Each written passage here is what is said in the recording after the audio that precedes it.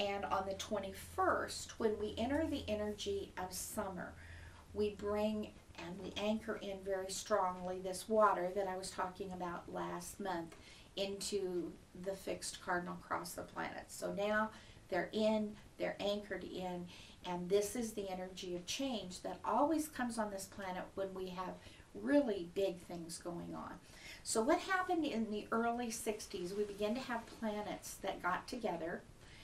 We had Uranus, which is change, and Pluto, which is transformation, came together in the sign of Virgo, and we began to look at the reality of what life was. And I always laugh because the opposite of Virgo is Pisces, so this was sex, drugs, rock and roll, and let's do the Pisces end of this. You know, we don't like the facts of what we see, so let's go out and get high. You know, so for those of you who don't remember the 60s, or maybe we're there and still don't remember the 60s, we're having a reemergence of this energy as the energy of Pluto now makes something called a square to Uranus. So for the first time since the 60s, these planets are in direct communication again with each other. But now it's not tune in, tune out, and forget what's going on. Now it is actually time to make the shifts and make the changes. That's a part of this energy. And the Sun in Cancer anchors in the eclipses this year.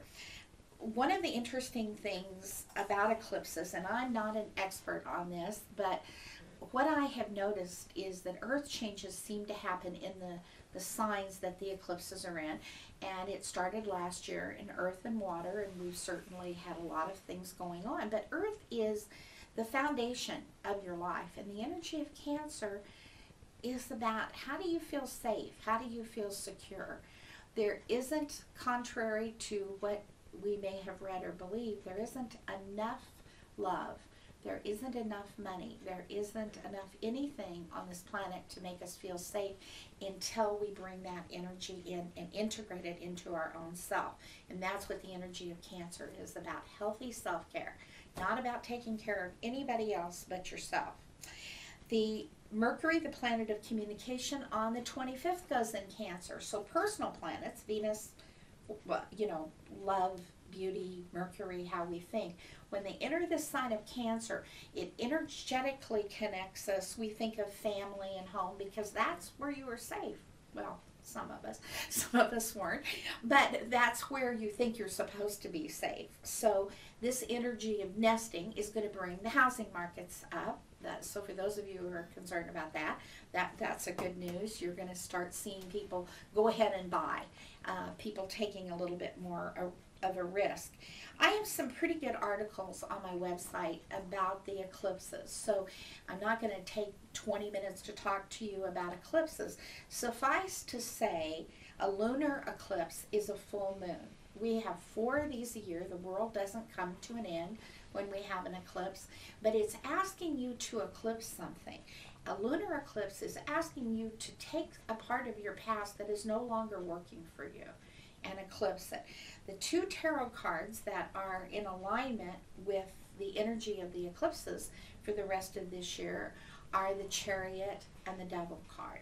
So whatever you might want to look these up. If you know about tarot, you might recognize this is very much a very important energy of us determining what next we're going to do. Well, this lunar eclipse on the 26th says the first thing you have to do is take a look at the past, things you believe about yourself, about society, about government, about your family, about friends, whatever, and the things that are no longer working. It's time to let them go. So the purpose of a lunar eclipse is to take the past and move it away from you in order that you can see clearly what's in front of you, in order to really make your next assessment moving forward from the energy of this is really what I have, not what I thought I would have or what I hoped I would have. So lunar eclipses are a little bit difficult for some people because we want to live in this energy of manifesting, and we are in a strong time of manifesting. With lunar eclipses, the time between the lunar eclipse and the next solar eclipse, the next 2 weeks, you won't find an astrologer on this planet who won't say back up. Don't buy that house. Try not to get a marriage. Take a look, because the traditional thing that happens between eclipses is a lunar eclipse. You're like, this is it. This is what I have. Then in 2 weeks you have a solar eclipse, and it opens that past up, and you say, well, maybe I threw away something or someone or a belief or something that I'm not quite ready to be done with. So maybe the reality of what is isn't all that it's cracked up to be. Maybe that I need more. So this energy of this new moon on the 12th brings in new enlightenment, new friends, new people. Get out, mix, mingle. Remember to be kinder to other people, because the energy of Cancer is very definitely a feeling energy. And then that full moon lunar eclipse on the 26th ushers in an energy of you being able over the next 2 weeks to set aside old pains, old hurts, things that really don't belong in your life anymore, and move into the real passion of July, when we begin to get a lot more energy in Leo, and it becomes a lot more fun. So have a great June, and I know that you're gonna love these eclipses. You're gonna use them in the way that they're supposed to be, to help make your life more in alignment with what's going to create peace and calm, tranquility, happiness within yourself, because that is what the energy of summer wants for all of us. Happy summer.